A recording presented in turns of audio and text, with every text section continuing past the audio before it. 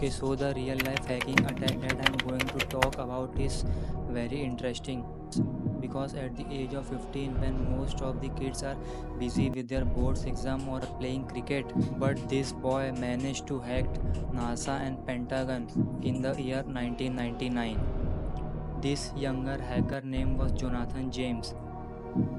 When asked how he did, he said there were weak security measures that he exploited. He said he had studied Unix and C programming books very carefully, which made it easy for him to break the security. Jonathan installed a sniffer program on the US government system, which allowed him to intercept username and password of the employees of the NASA and the Pentagon. Using these credentials, he gained unauthorized access to the system. He specifically targeted the Defense Threat Reduction Agency (DRTA), a part of the Pentagon which is responsible for the national security of the country. He read thousands of private emails of NASA employees and even stole classified military data. After hacking NASA's system, he downloaded a source code worth $1.7 million, which was used to support life on the International Space Station ISS. This software was responsible for regulating oxygen, temperature, and humidity in space.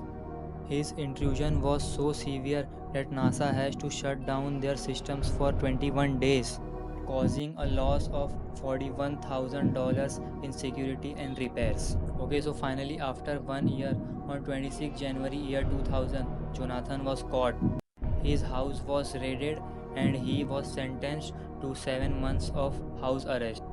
The most surprising part of the incident was that Jonathan's father was proud of him. He said that he has been using computers since more than 20 years, but he could not do the thing that his son has done.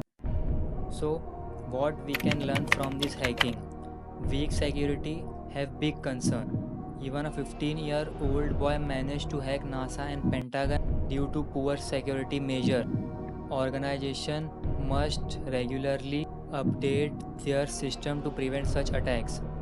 Number 2, importance of strong authentication. Jonathan used a sniffer program to steal passwords and data. Using multi-factor authentication MFA and encrypted systems such as HTTP or VPNs can prevent unauthorized access.